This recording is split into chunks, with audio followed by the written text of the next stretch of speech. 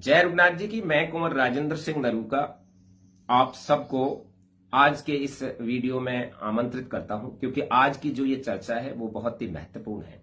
और चर्चा ये है कि हम आज ये देख रहे हैं कि खास तौर से सोशल मीडिया पर चारों तरफ क्षत्रियों के विरुद्ध एक माहौल बनाने का प्रयास किया जा रहा है।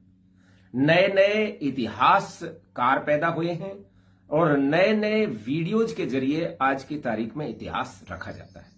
इतिहास को क्यों बिगाड़ने का या विकृति करने का कारण क्या है, इस पर हमें आज विचार करना चाहिए।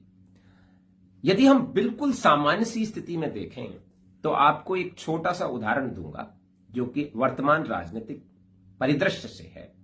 1947 तक भारत में भारतीय राष्ट्रीय कांग्रेस को देशभक्तों की पर्याय माना जाता था और इनके उम्मीदवारों के विरुद्ध जो कोई चुनाव लड़ता था उसको देशद्रोही का तगमा मिलता था और यह माना जाता था कि ये देशभक्तों के समक्ष चुनाव लड़ रहा है। आप पुराने यदि जो व्यक्ति होंगे 1950-60 के दौर वाले, उनसे इस बात को जान सकते हैं।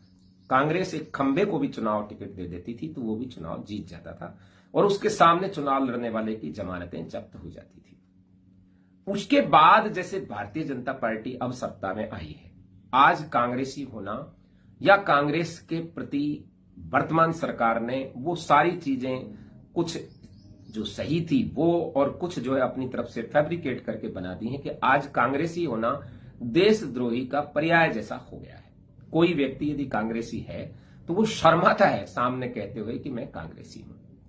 ये हमें समझने की जरूरत है। कांग्रेस से यदि हम भारतीय जनता पार्टी के बारे में कहेंगे तो वो कांग्रेसी कहेंगे कि भारतीय जनता पार्टी देश विरोधी गतिविधियों में लिप्त थी जब देश की स्वतंत्रता का आंदोलन चल रहा था। और आज यदि हम बीजेपी से बात करें तो वो कहेंगे जितनी भी समस्याएं हैं उन सब की जड़ कांग्रेस है।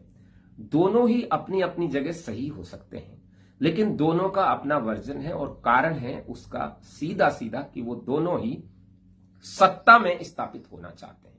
कांग्रेस की बुराई भारतीय जनता पार्टी की नियति है, क्योंकि यदि भारतीय जनता पार्टी कांग्रेस की बुराई नहीं करेगी तो वो उसका स्थान नहीं ले सकती थी। इसी प्रकार से भारतीय जनता पार्टी के कैसे ही अच्छे कार्य हों, उनकी बढ़ाई कांग्रेस नहीं कर सकती, क्योंकि यदि वो उनकी बढ़ाई करेगी तो वो अपनी स्थिति को सुदृढ़ नहीं करके पुनः सत्ता के लिए काबिज होने के सपने नहीं देख सकती और ना उनके समर्थक उनके पास रुक पाएंगे। ये इन दोनों पार्टियों की स्थिति। अब जरा हम विचार करते हैं, ऐसा कौन है कि जिससे सदा ही सभी पार्टियों को यह भय रहता है कि कहीं ये सत्ता में आ गया तो हमारी सबकी बिस्तर गोल हो जाएंगे। और ऐसा चूंकि 1947 तक 2/3 भारत पर सत्ता पर सीधे सीधे देसी रियासतों का कब्जा था और इस स्थिति में देसी रियासत के राजा, राजकुमार, ठाकुर, सामंत, यहां तक कि साधारण क्षत्रिय भी जब चुनाव लड़ता था तो कांग्रेस के दिग्गज से दिग्गज व्यक्ति की जमानतें जब्त हो जाती थी।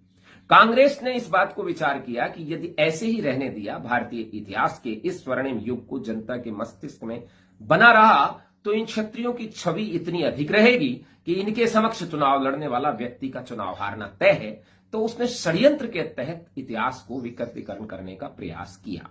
उस समय की तत्कालीन फिल्म, पत्र पत्रिकाएं और जितने भी मनोरंजन के साधन थे उनके जरिए, क्योंकि व्यक्ति पढ़ता है उससे 3000 गुना ज्यादा जिस चीज को देखता है उसका प्रभाव उसके मस्तिष्क में पड़ता है, इसलिए पुरानी फिल्मों में क्षत्रिय का होने का मतलब है कि वो गद्दार है, ठाकुर मतलब गद्दार।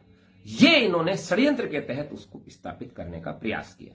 जब भारतीय जनता पार्टी की सत्ता आई तो भारतीय जनता पार्टी निश्चित रूप से क्षत्रियों के पूर्ण सहमति बहुमत के साथ सत्ता में आई, लेकिन भारतीय जनता पार्टी अपनी विचारधारा से भटक गई और उसको लगा कि यदि ऐसा हुआ तो हम अपनी मर्जी से सत्ता में लोगों को स्थापित नहीं कर पाएंगे, बल्कि जनता क्षत्रियों को अन्य हमारे जो नेता जो हम बनाकर थोपते हैं उनके बजाय उनको अधिक पसंद करेगी। इस चीज की काट के लिए उन्होंने क्षत्रिय के इतिहास को बिगाड़ा हुआ तो कांग्रेस ने था उसको तो उन्होंने ऐसे ही रखा, थोड़ा बहुत उसको ठीक करने का प्रयास किया तो लोगों को लगा कि भारतीय जनता पार्टी पुराने इतिहास को शुद्धिकरण करना चाहती है, लेकिन उस शुद्धिकरण की आड़ में इन्होंने क्षत्रियों के स्थापित साहित्य इतिहास को भी बिगाड़ दिया और क्षत्रिय इतिहास को ऐसे लोगों को बांटने का प्रयास किया जो वास्तव में क्षत्रियों के ही सहयोगी थे, और उस इतिहास को बनाने में उनके भी खून पसीने की कीमत लगी हुई थी। उनकी खून पसीने की कारण ही वो इतिहास बना था, लेकिन उनको उनके समक्ष प्रतिद्वंदी के तौर पर खड़ा कर दिया कि नहीं साहब, ये तो इतिहास आपका है। क्षत्रियों ने सदा ही अपनी सहयोगी जातियों को सम्मान देने के लिए उनके साथ अपने टाइटल साझा किए, उनके टाइटल खुद धारण किए या अपने टाइटल उन्हें दिए, यानी ऐसी सामंजस्य स्थापित कर दिया कि लगे ही नहीं कि ये हमसे अलग है।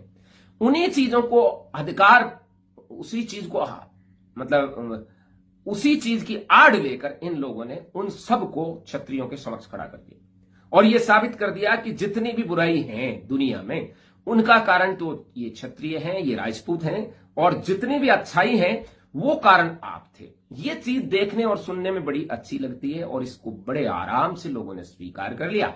और इसको स्वीकार करने के साथ साथ वो इसमें इस कल्पना लोक में, स्वप्न लोक में जीने लगे कि जैसे वो स्वयं सम्राट हैं या सम्राटों के वंशज हैं।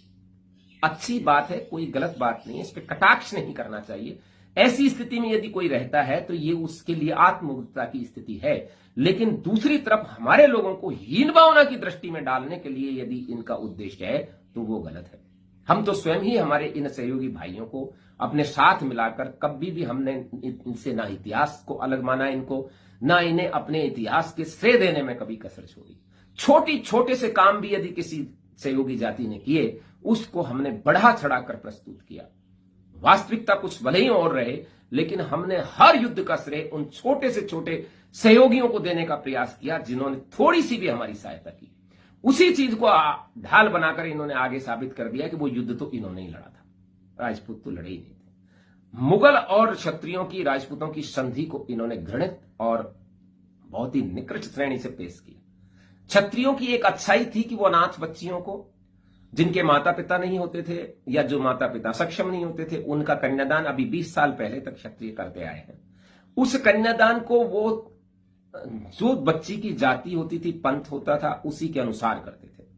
पर्सियन दासी हरकू के कन्यादान को इन्होंने साबित कर दिया कि वो तो राजकुमारी थी, वो तो छत्राणी थी। ऐसा उसको पेश कर दिया कि जैसे बहुत बड़ा, और कपोल कल्पनाओं को साकार करने के लिए इन्होंने इतिहास का रूप दे दिया, जबकि इतिहास का मतलब होता है जो निश्चित रूप से हुआ। और इस आत्ममुग्धता की स्थिति से हमारी वो सहयोगी जातियां आज हमारे विरुद्ध आ खड़ी हुई है। और इस स्थिति में, दोनों ही स्थिति में हमारे क्षत्रियों का भी नुकसान है और हमारी सहयोगी जातियों का भी नुकसान है। हम दोनों समुदाय, हम सभी समुदाय ये देखें कि इस षड्यंत्र को रच कौन रहा है।